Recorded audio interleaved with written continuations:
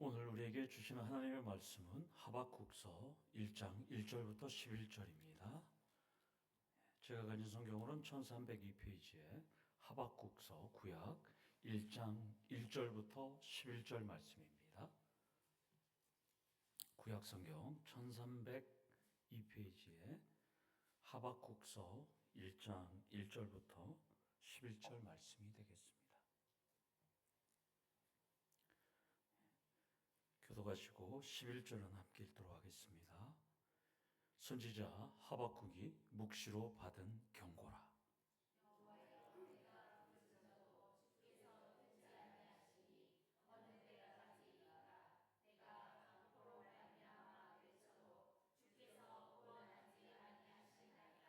어찌하여 내게 죄악을 보게 하시며 패역을 눈으로 보게 하시나이까. 겁탈과 강포가 내 앞에 있고 변론과 분쟁이 일어났나이다.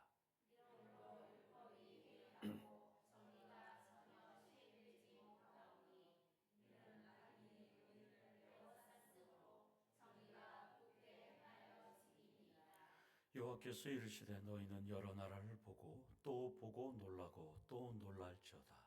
너희의 생전에 내가 한 가지 일을 행할 것이라. 누가 너희에게 말할지라도 너희가 믿지 아니하리라.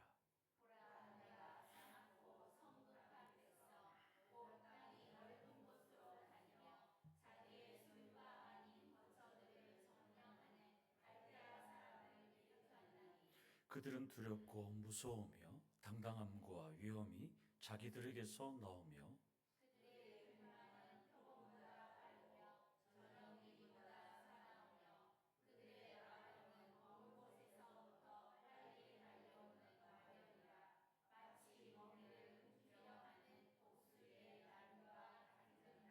그들은 다 강포를 행하러 오는데 앞을 향하여 나아가며 사람을 사로잡아 모으기를 모래같이 많이 할 것이요.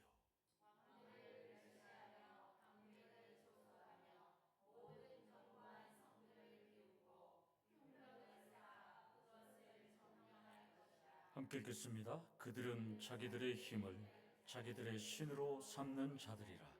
이에 바람같이 급히 몰아 지나치게 행하여 범죄하리라. 아멘. 황금 연휴 다들 잘 보내셨습니까? 네. 황금 연휴 사흘간 포항에 관광객들이 17만 명이 넘게 왔답니다. 설 올해 연휴가 6일이었는데 15만 6,850명이 방문했었거든요.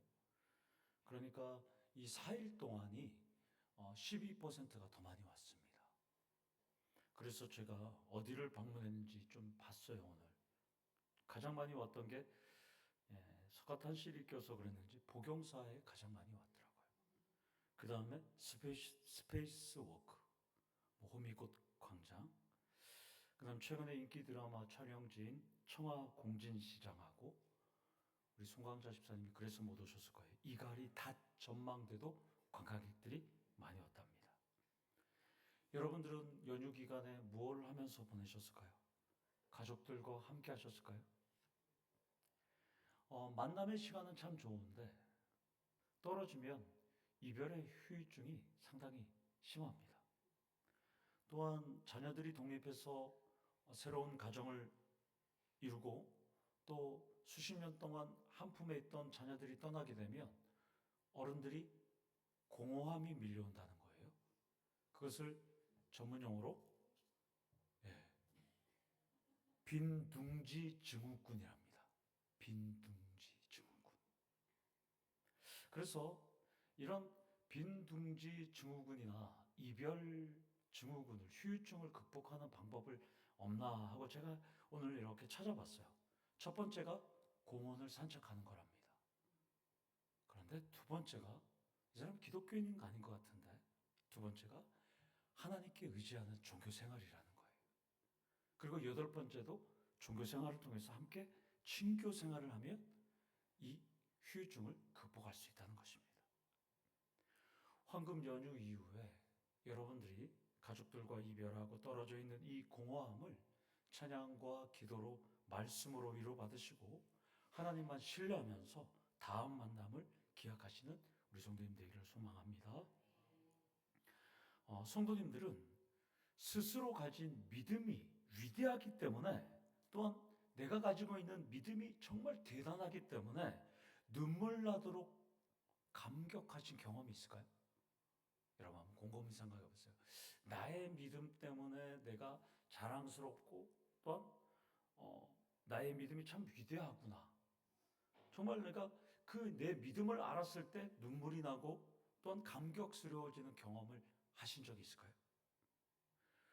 소예언서인 이 하박국의 저술 목적이 그거예요.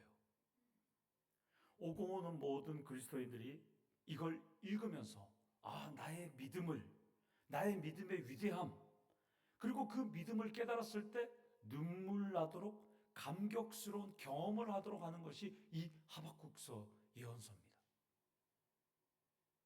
우리는 이 세상을 살면서 다양한 문제에 직면하게 됩니다. 때로는 그 문제에 직면할 때 오늘 기도처럼 다양한 문제에 우리가 직면하게 됩니다. 그때마다 우리는 믿음이 참 초라하고, 또한 나의 믿음은 무력해 보이기도 하고, 또 어떤 분들은 심지어 내가 하나님을 믿는 믿음이 나한테 있었을까라는 이 초조함, 또한 그런 심각한 위기에 우리는 직면하게 된다는 것이죠. 그러다 보면 거기서 또 더 밀려납니다. 하나님은 정말 나를 사랑하시는가? 하나님에 대한 의심도 하게 되는 것이죠.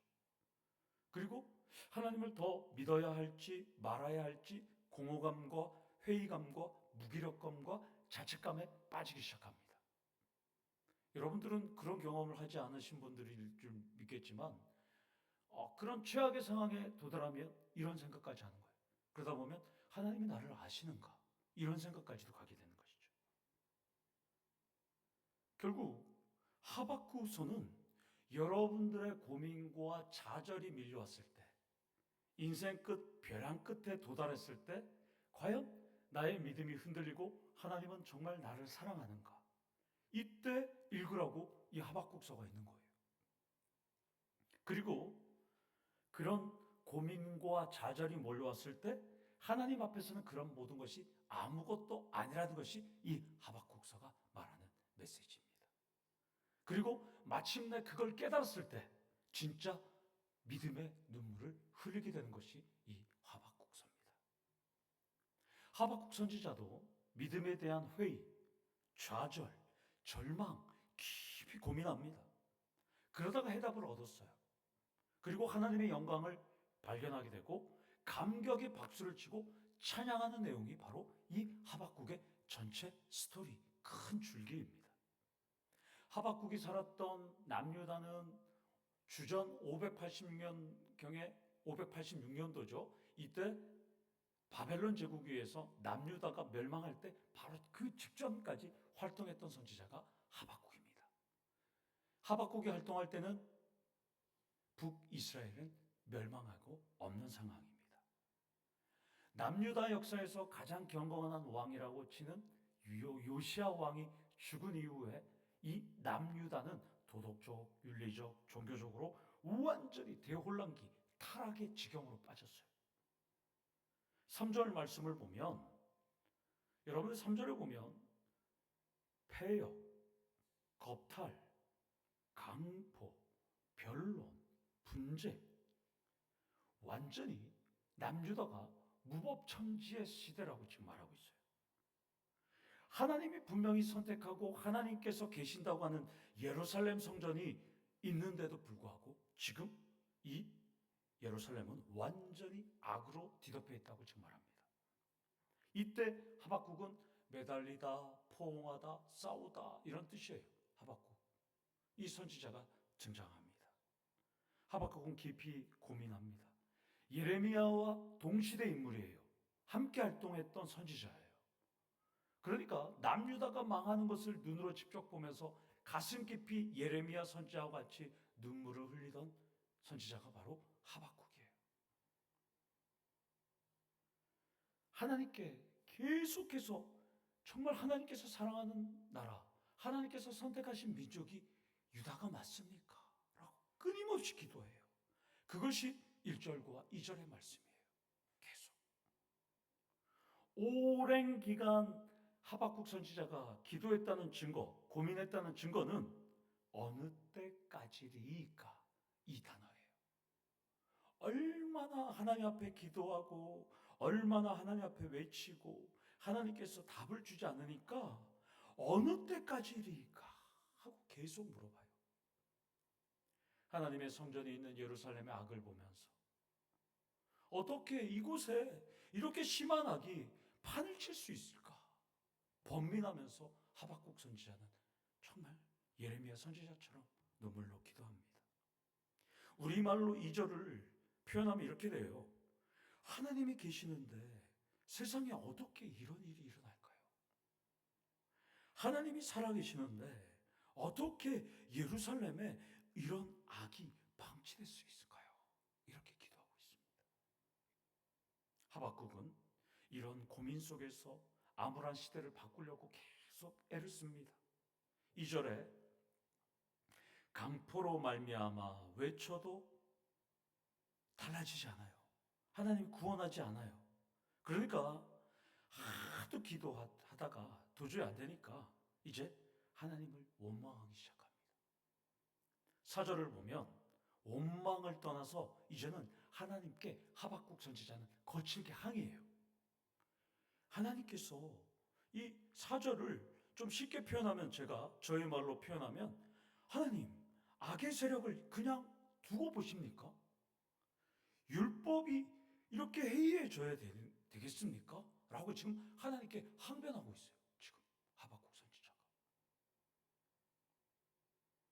하박국은 지금 내가 기도하고 내가 이렇게 애썼던 내용들이 다 하나님께서 들어주지 않아요. 악인은 형통하고 의인은 고난받고 있다고 지금 말씀하고 있어요. 자, 하박국 시대는 이렇다 치더라도 여러분들은 어떻습니까? 여러분들은 힘들고 모순된 현실을 오늘도 살아가고 있고 내일도 살아가고 있고 앞으로도 살아가고 있어요. 그런데 하박국 선지자처럼 여러분들도 기도하고 또 기도해도 하박국 선지자처럼 응답이 오지 않을 때 여러분들도 괴로움을 느낄 거 아니에요. 그 마음이 바로 오늘 하박국 선지자의 마음이에요. 여러분들이 뭘 해도 안 될 때, 뭔 기도를 해도, 최선을 다해도, 작정 기도를 해도 응답이 없을 때 지금 하박국 선지자는 똑같은 마음인 거예요. 지금. 그러니까 여러분들이 그 마음이라면 하박국 선지자의 마음을 조금 이해가 되는 거예요. 지금 하박국은 하나님께 악이 판을 치고 율법이 무너진 예루살렘을 다시 세워달라고 지금 계속해서 기도하고 있습니다. 따라서 하박국의 절망은 우리의 절망이기도 합니다. 나는 이렇게 열심히 신앙생활을 하는데, 나는 정말 수요일에도 손님을 만나서 고객에게 아파트 하나 팔아야 되는데, 그런데 순모가 어디 출타하는 바람에 순장이 대신 기도하러 와야 돼요. 오늘 아파트 못 팔았어요. 땅을 못 팔았어요. 나는 이렇게 열심히 신앙생활하고 교회를 섬기고 대표기도도 아닌데도 대표기도 왔는데 왜 나의 남편은 예수 믿지 않고 살고 있을까? 왜 나의 자녀들은 잘 풀리지 않을까? 왜 내 사업은 점점 위축될까? 왜 나의 가정은 여러 가지 질병과 아픔 속에서 살아가고 있을까? 왜 우리 교회는 이렇게 대한민국에서 가장 많이 수요예배 참석하는데 왜 주일만은 동일한 인원일까? 나의 믿음과 우리 교회가 부족한가? 믿음이 무용지물인가? 고민에 빠지고 무기력한 현실을 느낀다면 오늘 우리는 2025년도의 현재의 하박국이라는 것입니다. 그러나 중요한 것은 우리의 고민과 절망과 답답함과 기다림은 하나님이 의도하시는 목적이 있다는 것입니다. 하나님이 정하신 때가 분명히 있다는 것입니다. 5절을 보면 마침내 하나님이 응답해 주십니다. 하박국 기도에 하나님이 응답해 줘요. 와, 하나님께서 응답하시는데 오랜 기간 고민하고 기도했던 하박국 선지자가 받아들이기에는 도저히 황당무계한 응답이 도착합니다. 자기가 기도했던 내용과는 전혀 딴판인 응답이 일어났습니다. 차라리 이 응답은 없었으면 좋겠어요. 여러분 기도랑 똑같은 거예요. 여러분도 오랜 세월 기도했는데 하나님의 응답은 여러분들이 기도한 방향과 전혀 다르게 응답했어요. 지금 하박국은 율법이 바로 세워져서 예루살렘이 하나님의 성전이 있기 때문에 여기서 죄악이 이제 관영하고 폐악했던 민족들이 이제는 하나님께 돌아오기를 기도했는데 하나님께서는 전혀 다르게 응답하십니다. 이렇게 말씀하십니다.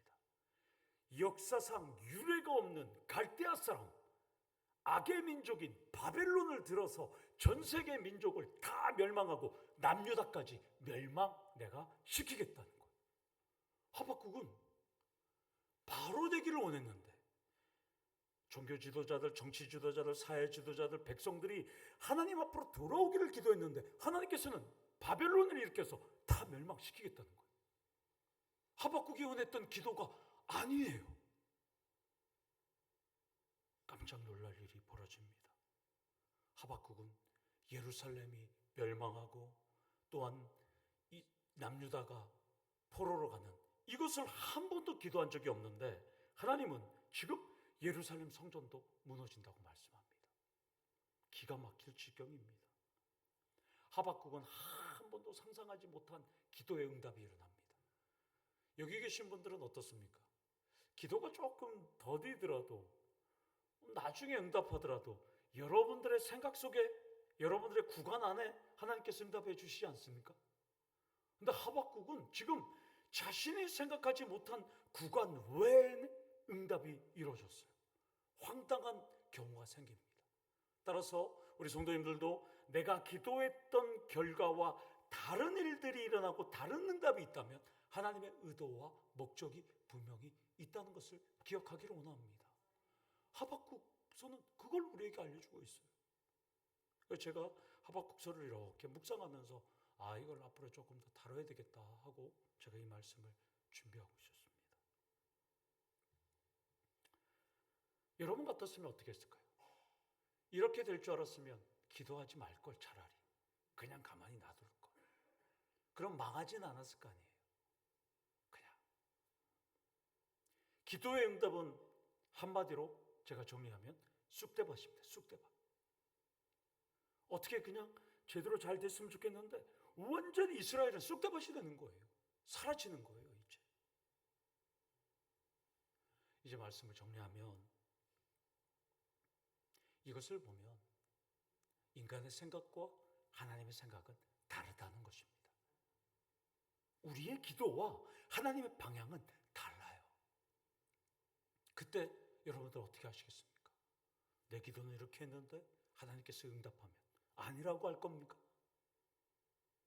오늘 1장 1절부터 11절은 참 아쉽기도 하고 안타깝기도 하고 좀 이상해요. 그러나 하박국은 하나님의 깊은 뜻을 점점 깨닫게 되는 것이 앞으로의 내용이 되는 것이죠. 지금 당장을 보면 하박국은 단언을 하고 열심히 했지만 하나님은 다른 방향으로 가고 있습니다. 그러나 그 방향은 하박국이 원하는 방향으로 우리 하나님이 간다는 것이죠. 따라서 오늘 이 말씀의 결론을 내면 여러분들은 하나님의 큰 뜻, 하나님의 큰 계획, 하나님의 큰 일을 우리는 알 수는 없지만 믿음으로 하나님의 큰 계획, 큰 뜻, 큰 일을 우리는 받아들이셔야 된다는 것이죠. 그때 우리 하나님은 여러분들이 원하는 방향으로 하나님은 이끌어 가신다는 것입니다. 우리에게 필요한 것은 하나님께서 이끌어 가시는 방향에 순종하고 헌신을 다하는 것이 필요하다는 것입니다. 믿음대로 나아가면 우리 하나님께서 여러분들을 선한 길로 인도하시지 나쁜 길로 인도하지 않는다는 것입니다. 사랑하는 성도 여러분, 우리는 하박국처럼 지금 살아갑니다. 기도도 응답이 되지도 않고 정말 억울하고 괴로운 상황 속에서 우리가 살아갈 수도 있고 황당한 응답과 결론을 받을 수도 있어요. 그러나 우리 하나님의 뜻은 여러분들을 선한 길로 인도해 주신다는 것입니다. 그것만 믿고 순종하고 헌신을 다하시는 우리 성도님들 되기를 간절히 축원합니다. 아멘. 우리 다 같이 기쁨을 하면 교회가 보인다.